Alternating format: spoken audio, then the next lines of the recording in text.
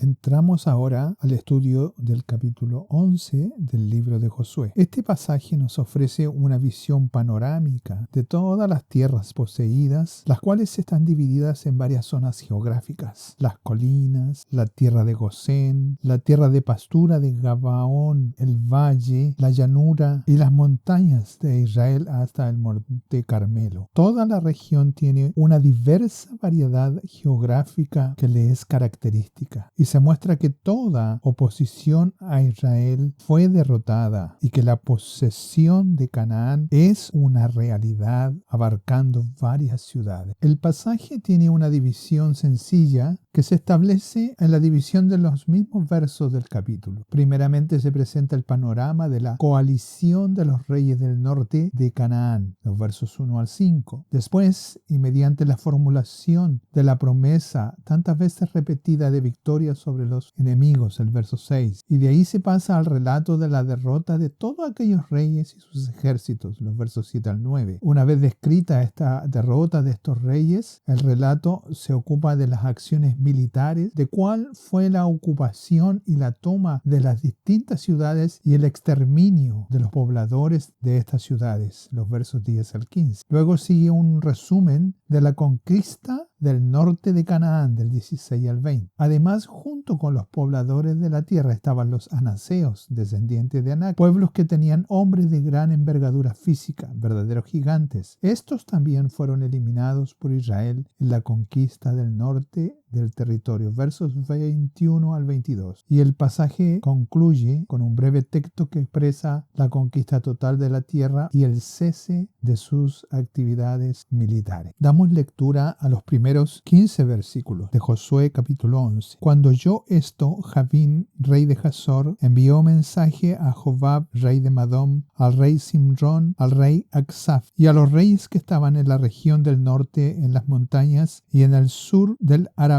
de Cineret, en los llanos y en las regiones de Dor al occidente, y al cananeo que estaba al oriente y al occidente, al amorreo, al eteo, al fereceo, al jebuseo en las montañas, y al heveo al pie de Hermón en esta tierra de Mizpa. Estos salieron, y con ellos todos sus ejércitos, mucha gente como la arena que está a la orilla del mar en multitud, con muchísimos caballos y carros de guerra. Todos estos reyes se unieron y vinieron y acamparon unidos junto a las aguas de Merón para pelear contra Israel. Mas Jehová dijo a Josué: no tengas temor de ellos, porque mañana a esta hora yo entregaré a todos ellos muertos delante de Israel. Desjarretarás sus caballos y sus carros quemarás a fuego. Y Josué y toda la gente de guerra con él vino de repente contra ellos junto a las aguas de Merón. Y los entregó Jehová en manos de Israel, y los hirieron, y los siguieron hasta Sidón la Grande, y hasta Misrefomaín, y hasta el pueblo llano de Misma al oriente, hiriéndolos hasta que no les dejaron ninguno. Y Josué hizo con ellos como Jehová le había mandado, desjarretó sus caballos y sus carros quemó a fuego. Y volviendo Josué, tomó en el mismo tiempo a Hazor y mató a espada a su rey, pues Hazor había sido antes cabeza de todos estos reinos. Y mataron a espada todo cuanto en ello tenía vida, destruyéndolo por completo sin quedar nada que respirase, y a Hazor pusieron fuego. Asimismo tomó Josué todas las ciudades de aquellos reyes y a todos los reyes de aquellos, y los hirió a filo de espada y los destruyó como Moisés, siervo de Jehová, lo había mandado. Pero a todas las ciudades que estaban en las colinas no las quemó Israel.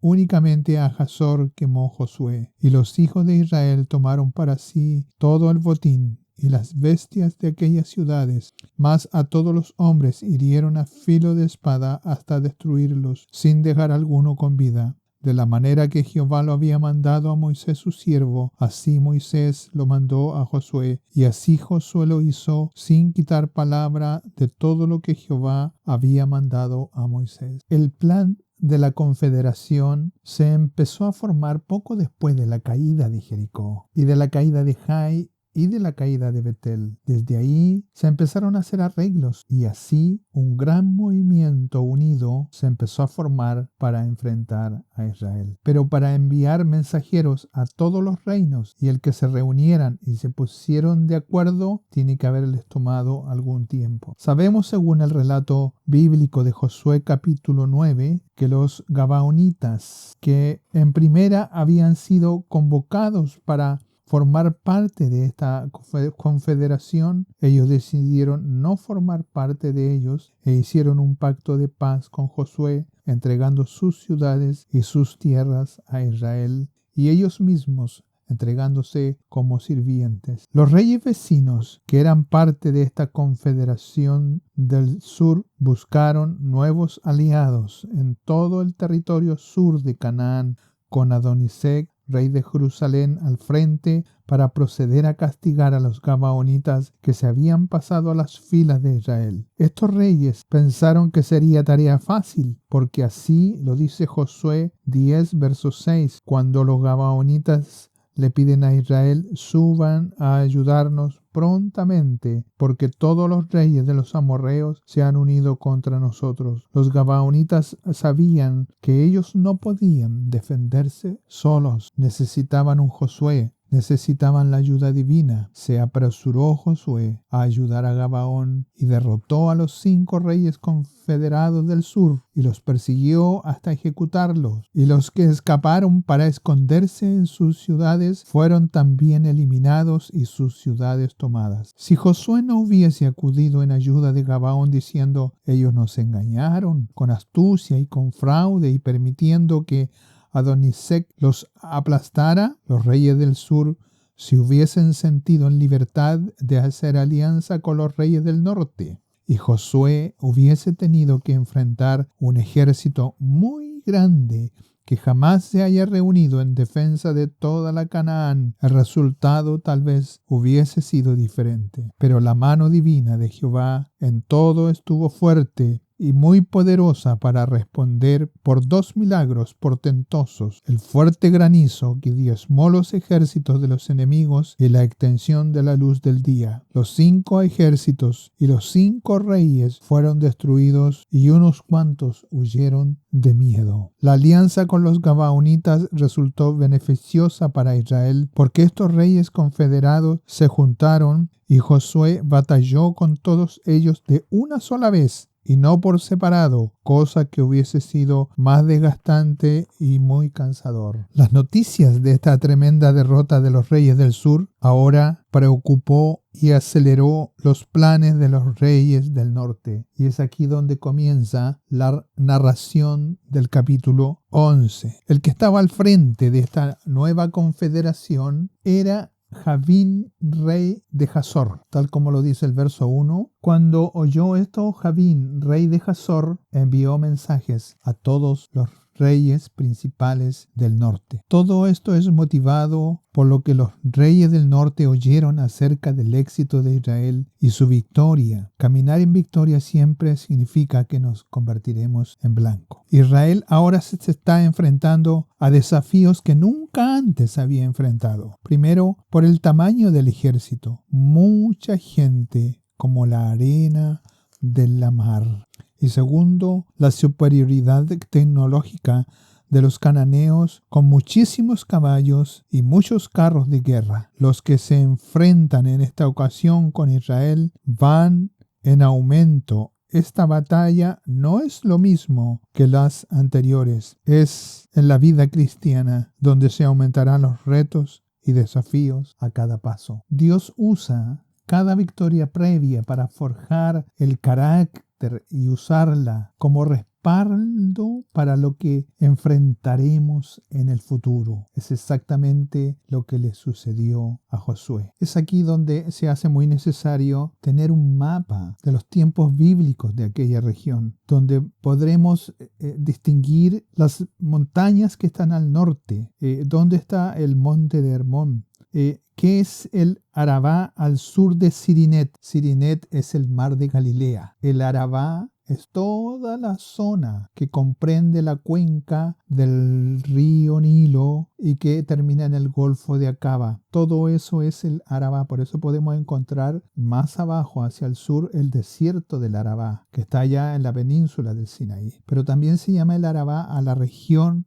a toda la región que comprende la cuenca del río Jordán. Entonces aquí dice el verso 2 que estaban en aquella región todos los reyes de las montañas y en el Arabá al sur de Sirinet, o sea, más abajo del mar de Galilea, toda la región que contemplaba la parte del río Jordán. En los llanos y las regiones de Dor al occidente. Dor es una ciudad casi costera con el mar Mediterráneo. Y al cananeo que estaba al oriente y al occidente, y al amorreo, y al eteo, y al fereceo, y al jebuseo, las montañas, y al heveo, al pie del monte Hermón, en la tierra de Mizpa. El monte de Hermón, de allí nacen los afluentes que alimentan de agua el río Jordán. Corrientes subterráneas nacen de la base del monte Hermón para alimentar un pequeño lago que había en ese tiempo que se llama el lago Ulé, que después es comparado con algunos escritores en las aguas de Merón. Por eso dice cerca de las aguas de Merón. Probablemente el lago Ulé haya sido Merón, por eso dice cerca de las aguas de Merón. Allí se muestra un pequeño mapa de la distribución de las distintas ciudades. Javín era posiblemente un título más que un nombre. Era un título que llevaba el gobernante principal en la ciudad de Hazor. Era casi como el nombre de Faraón en Egipto, o César era un título entregado a los emperadores romanos, porque más adelante en el libro de Josué, de Jueces, capítulo 4, verso 2, dice: en el lugar de Hazor vuelve a aparecer como reinado cananeo, y Javín nuevamente es su gobernante principal. Las victorias militares de Israel y la conquista de la parte central y sur de Canaán llenaron de terror a los reyes del norte. Los israelitas habían arrasado con todas las grandes ciudades del centro y del sur. Dios paulatinamente fue formando y estrenando a los hombres en coraje para la batalla, y al mismo tiempo fueron experimentando el poder de Dios en su manifestación. La primera batalla de Jericó fue del Señor. Él peleó la batalla. Ahora están frente a un gran ejército de muchos soldados y con armamento de guerra nuevo para ellos, pero no tienen ningún temor. Dios siempre dio testimonio de su poder, en que todas las victorias eran el plan de Dios para que poseyeran la tierra poco a poco, para que toda la gloria fuese de Dios. El verso 4 nos decía, hablando acerca de estos reyes, y estos salieron, y con ellos todos sus ejércitos, mucha gente como la arena que está a la orilla del mar, en multitud con muchísimos caballos y carros de guerra. La coalición que se formó para dar batalla a Israel era mucho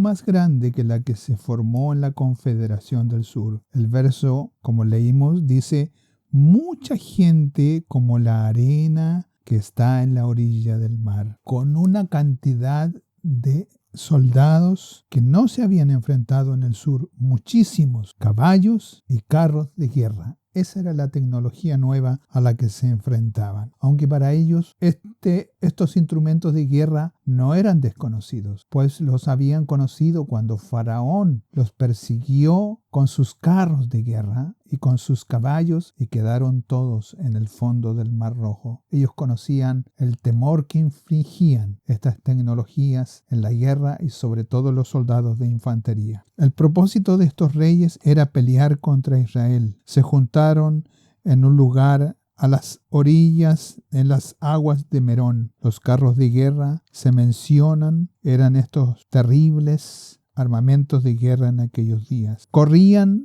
tirados por grupos de 2 o 4 caballos. Tenían movilidad, blindaje y velocidad. Eran invencibles a las armas manuales de aquellos días. Los cananeos habían perdido la oportunidad de hacer coalición con el sur y los habrían atacado a los israelitas por el sur y por el norte. Estos pueblos siempre estaban divididos entre sí, luchando entre ellos y no eran dados en hacer alianzas generalizadas. La acción combinada militar de estos pueblos del norte era la última y definitiva y desesperada acción ante un enemigo peligroso. Era el último intento de frenar el avance de Israel. Los pueblos del norte eran más avanzados que los del sur. Su capacidad militar era muy superior. Contaban con excelentes fortificaciones, contaban con carros de guerra,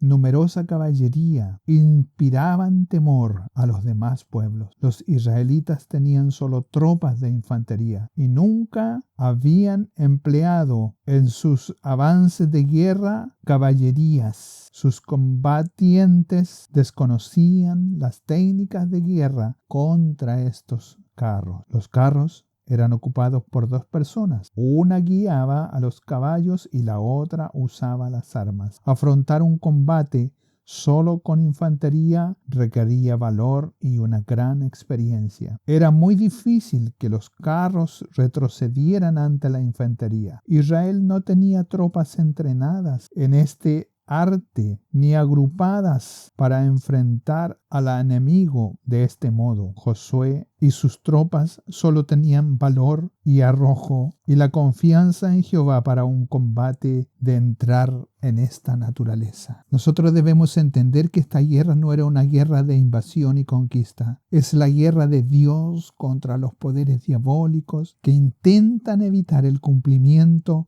de su propósito y oponerse a las bendiciones de Dios para su pueblo. Satanás, por medio de la cantidad de enemigos, pretendía ganar a Israel en este enfrentamiento. Solo quería luchar y vencer a Israel. Así la iglesia, desde sus primeros días de existencia, se levantó una oposición satánica a lo largo de toda la historia. Nosotros podemos verlo y estudiarlo en los libros apostólicos. Después, en la historia de la iglesia de los primeros siglos, vemos cómo se levantó reino contra reino, gente contra el pueblo de Dios, para poder aplastarlos, eliminarlos, extinguirlos, evitar que la palabra fuese duplicada y transmitida a las gentes. Pero de alguna manera el evangelio del Señor es eterno y nadie ni nada prevalecerá contra ella. Hay alguien que pelea las batallas de todo creyente y es el que ha confiado en las promesas del Señor. El verso 6, Dios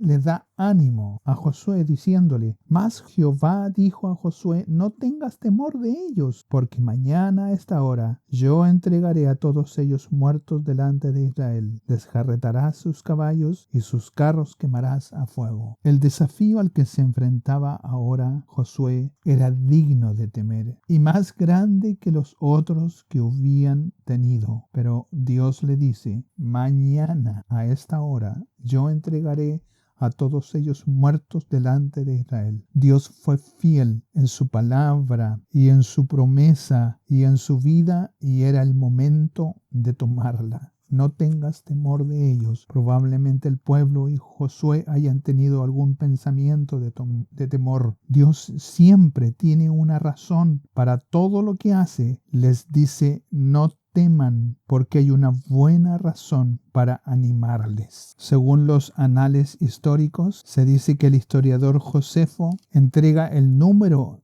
de las fuerzas a las que se enfrentaba Josué en batalla contra los reinos del norte, pero la fuente no la indica, así que probablemente sean muy dudosos estos números, pero pueden acercarse a la realidad. Josefo dice que eran 300,000 hombres de infantería, eran 10,000 jinetes en caballería y eran 20,000 carros a los cuales tenían que enfrentarse. Hay una verdad profunda en estos versos 6 y es la palabra mañana. Esta palabra mañana es muy decidora dentro del pueblo de Dios y nos habla de un futuro, no de un futuro extendido, sino de inmediatamente, el día de mañana y en el quehacer no años después, sino que Dios está presente para ofrecernos un mañana. Y ese es el mañana que le ofrece a Josué. Para Josué fue un mañana inmediato, mañana a esta hora. E incluso le da la hora, le da el momento exacto, le dice: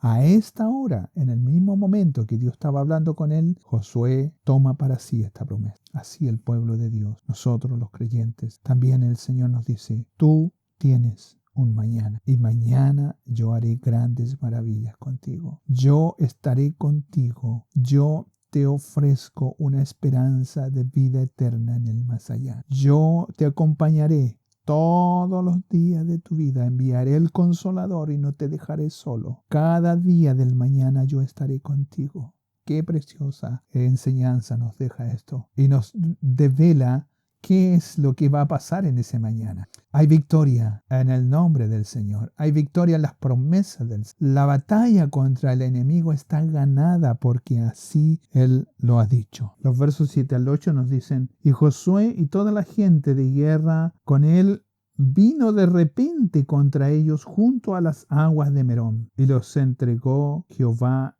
en su mano de Israel, y los hirieron y los siguieron hasta Sidón la Grande, hasta Misrefamaim y hasta el llano de Mizpa al oriente, hiriéndolos hasta que no les dejaron ninguno. Josué ataca a los ejércitos del norte. Josué peleó con obediencia, cumpliendo exactamente las instrucciones, incluso destruir el armamento, caballos y carros de guerra que no los tomarían para su propio ejército. Aquí hay una lección en este tema que podríamos denominar tomar las armas de guerra de su enemigo espiritual, sus carros y sus caballos. El término desjarretar lo encontramos en 2 Samuel también, capítulo 8, verso 4. Esta práctica de desjarretar los caballos era utilizada por los ejércitos victoriosos para asegurarse que los caballos de sus enemigos no pudiesen volver a ser utilizados en la batalla. Consistía en cortar el tendón de la pata del caballo para que no pudiese galopar. Aunque era un acto cruel, muchos de los caballos todavía podían ser utilizados en la agricultura. Los israelitas no tenían gente a caballo y probablemente dominaran las técnicas de guerra para enfrentarse con ellos. Las instrucciones las recibe Josué directamente de Jehová. El verso 6, vuelvo a decir: no tengas temor de ellos, mañana a esta hora los entregaré muertos a todos ellos ante Israel, desjarretarás sus caballos y quemarás sus carros. Esto significa que para Josué es un tema de obedecer a Dios. Ante ellos estaba la oportunidad de tomar miles de armas, miles de carros, y ellos mismos usarlo contra los enemigos. Tal vez esto fortalecería el equipamiento de su ejército, pero la verdad es que el hombre es muy tentado a tomar para sí cuando ve la oportunidad de tener un poder más allá de lo que tiene y la oportunidad. Pero los planes de Dios eran distintos. Los planes de Dios eran que Josué y su pueblo confiaran exclusivamente en lo que Dios iba a hacer por ellos. Aunque la diferencia en técnicas de guerra era abismal, llevaban todas las de perder, pero Dios aún así les dice: ¿sabes? Tú no tengas temor de ellos, yo los voy a entregar. Yo voy a estar contigo y tú vas a destruir todos esos carros de guerra, no vas a tomar ninguno para ti, porque yo soy el que pelea tus batallas. Lamentablemente, algunos creyentes creen y confían en los recursos económicos que el mundo pueda darle. Tal vez dicen: un impío me pasó esto para la obra, y creen que es de Dios. Creen que Dios puede necesitarlos y quererlos para que ellos apoyen con su dinero para pelear la batalla a nivel de confiar en Dios. Graso error. Dios es el que provee. Dios es el que entrega el valor. Dios es el que da todos los recursos, es el dueño de todo.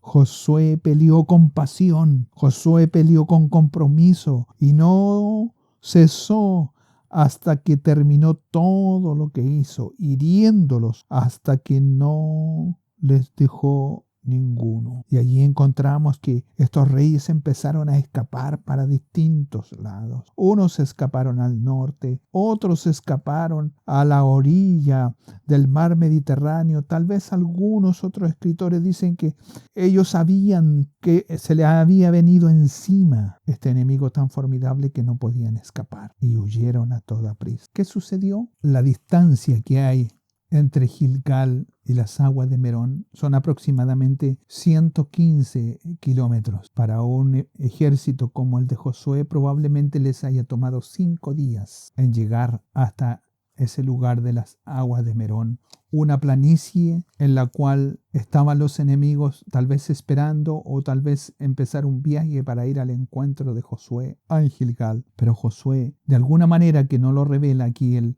pasaje bíblico, se entera de esta coalición. Y es así como Josué se adelanta y en ese valle que estaba lleno de enemigos, en vez de entrar por la zona sur, cae por un valle de la zona desde el oeste, el oriente, y los toma por sorpresa, donde los enemigos no pudieron manejar sus carros, donde los enemigos no pudieron entrar en batalla, y les llenó de un temor y un pavor inmenso, que solamente se preocuparon de salir huyendo y escapando. La verdad es que eso sucede. Así es la verdad de Dios, cuando en una perfecta gracia, en una perfecta y sublime misericordia de Dios, Dios entrega las estrategias y no seguimos las estrategias humanas. Este ejército acampó en las aguas de Merón. Josué no esperó a que el enemigo tomara la iniciativa. Probablemente después de reunirse aquí,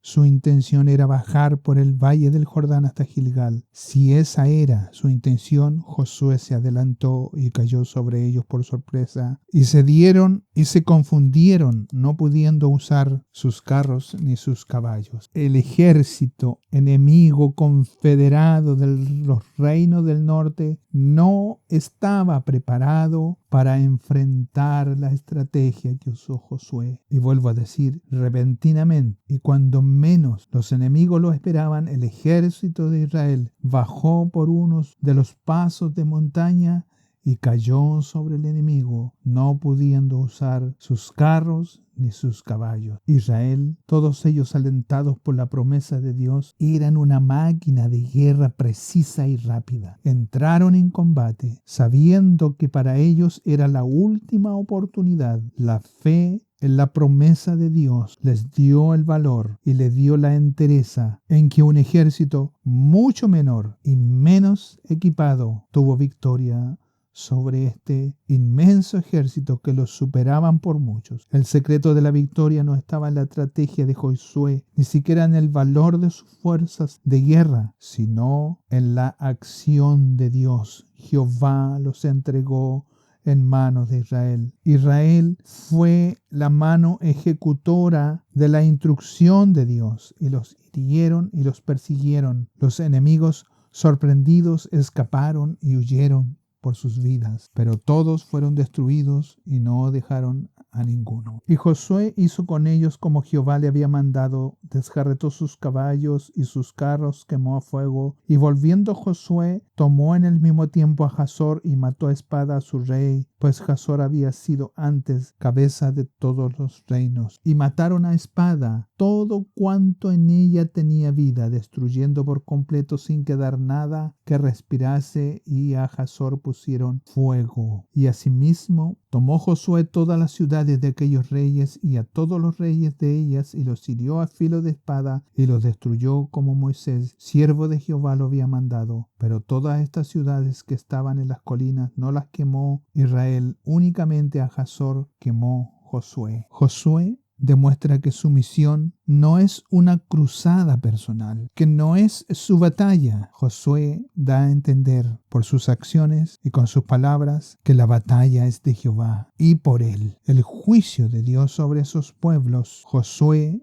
y el pueblo de Dios eran la mano de Dios sobre la depredación de los cananeos. El relato continúa en el verso 16. Tomó pues Josué toda aquella tierra, las montañas, todo el Negev, todas las ciudades, toda la tierra de Gosén, los llanos, el Arabá, las montañas de Israel y sus valles, desde el monte de Jalac que sube hacia Seir hasta Baal-Gad en la llanura del Líbano y la falda del monte Hermón. Tomó asimismo a todos sus reyes y los hirió y los mató. Por mucho tiempo tuvo guerra Josué con estos reyes y no hubo ciudad que hiciese paz con los hijos de Israel, salvo los heveos que moraban en Gabaón. Todo lo tomaron en guerra, porque esto vino de Jehová, que endurecía el corazón de ellos para que resistiesen con guerra a Israel para destruirlo, y que no les fuese hecha misericordia, sino que fuesen desarraigados como Jehová había mandado a Moisés. El exterminio de la nación cananea es un tema complejo de entender para nosotros. En la historia de Israel podemos ver de manera impresionante por todos los hechos las intervenciones constantes de Dios en los destinos humanos. La historia del hombre ha sido de sangre y lágrimas, en el que la ruina y la devastación se encuentran por todos lados. El Antiguo Testamento nos enseña en esta historia que se llevan a cabo los propósitos de la gloria de la justicia divina. La causa final del exterminio de los cananeos fue su depravación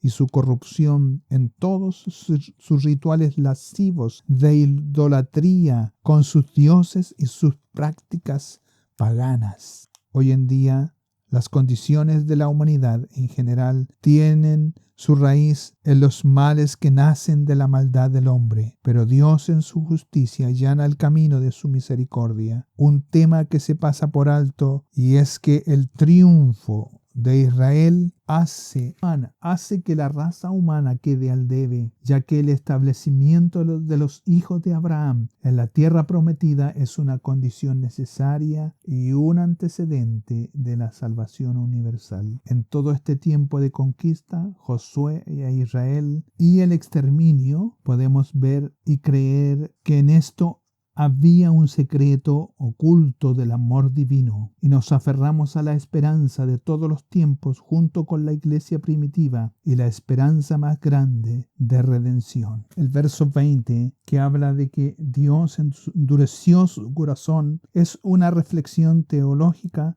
sobre el por qué los pueblos fueron derrotados. Se afirma de una manera muy especial la soberanía de Dios sobre la historia y cómo Él usa la actitud de los hombres para llevar a cabo sus planes. El texto dice que Jehová mismo es la causa de estas actitudes. Puede decirse que el propósito de Dios era entregar a los hebreos estos reyes y ciudades. Al endurecer el corazón fue una preparación para su propia destrucción. Versos 21 y 22. En aquel tiempo vino Josué y destruyó a los anaseos de los montes de Hebrón, de Debir, de Anab y de todos los montes de Judá y de todos los montes de Israel. Josué los destruyó a ellos y a sus ciudades. Ninguno de los anaseos quedó en la tierra de los hijos de Israel, solamente quedaron en Gaza, en Gad y en Asdod. Aquí el relato bíblico nos introduce la última y gran batalla a la que debía enfrentarse Israel, la destrucción de los gigantes. El informe de los espías, cuando fueron enviados por Moisés a reconocer la tierra, Israel no podía poseer la tierra hasta que se destruyan estas tribus de gigantes en sus montañas. Así la vida del creyente es. Todos tienen que luchar contra algunos gigantes en su lucha de la vida. Las dificultades, las tentaciones, las grandes penas, la soledad de espíritu, los impulsos de maldad, las ansiedades, todo esto sigue siendo una gran tribu de los hijos de Anac. No debemos autoengañarnos. El camino de la justicia es difícil y muchas batallas pondrán a prueba nuestra resistencia. La vida del creyente es una constante alerta contra el enemigo y vendrán muchas batallas y pruebas. No hay que angustiarse si el número de fuerzas del enemigo lo superan. Todos han tenido gigantes con que luchar a lo largo de su vida. Israel no podía poseer la tierra hasta que los gigantes fuesen conquistados. El creyente en ocasiones es impaciente y ve que todo es adverso y está rodeado de problemas y se convence que debemos salir y pelear a los anaseos primero, cuando Dios quiere que los enfrentemos al último de la batalla. Los anaseos permanecieron solo en las ciudades costeras ocupadas por los filisteos. El gigante Goliat viene de la ciudad de Gat unos 500 años después de este episodio. Así lo vemos en 1 de Samuel capítulo 17, verso 4. Dios preparó a Israel para combatir a los gigantes hasta que fueron suficientemente para vencerlos. El relato bíblico en las jornadas de Josué nos indican que la pelea contra los Anak o Anaquín es la última y gran batalla. Pasaron 5 años, según Josué, capítulo 14, verso 10, antes que Caleb se enfrentara con ellos. Probablemente el relato bíblico nos indica que ninguno de los anaseos quedó en la tierra de los hijos de Israel, pero vemos que el lugar donde habitaban estos gigantes fue entregado a Caleb, y fue él el que los combatió finalmente y los venció en su totalidad. Ahora el enemigo de 40 años atrás cae. No eran rivales para un ejército que estaba bendito y dirigido por Dios. El enfrentamiento con los anaseos se realizó en el último tramo, después de que Dios los había entrenado en la batalla y en trabajar con él a través de mucho tiempo de conquista. Cuando Israel no quiso entrar en Canaán por temor a los hijos de Anac, ellos no se dieron cuenta que Dios iba a manejar sus asuntos y los eventos del tiempo para que pudiesen enfrentar a su desafío, por más difícil que fuese, dejarlo para el último.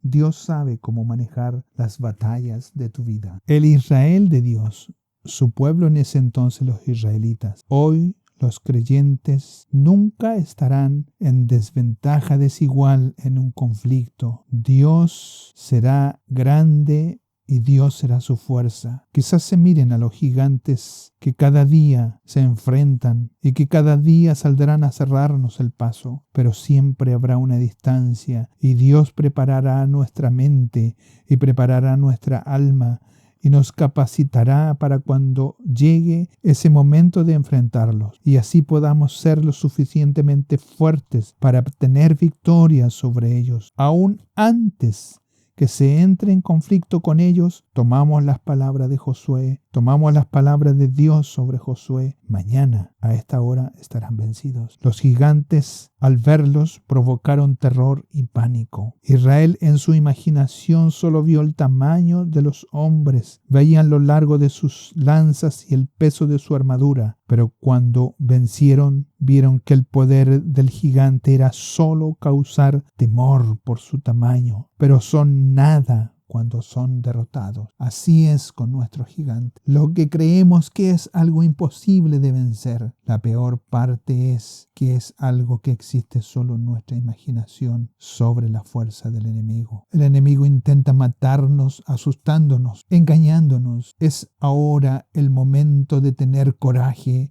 y no tener miedo. La guerra está ordenada para nosotros. No hay que temer innecesariamente al enemigo, ni su tamaño no es una medida de su fuerza real. Pablo le indica a Timoteo: pelea la buena batalla. Y en Romanos les dice: antes en todas las cosas somos más que victoriosos por medio de aquel que nos amó. El verso 23 nos indica de una victoria completa y que la tierra descansa de la guerra. Tomó pues Josué toda la tierra conforme a lo que Jehová había dicho a Moisés, y la entregó Josué a los israelitas por herencia conforme a su distribución según sus tribus, y la tierra descansó de la guerra. El poder de los reyes cananeos dentro de la tierra ha sido destruido. Josué tomó toda la tierra de Canaán. Aunque no todo pueblo pequeño ha sido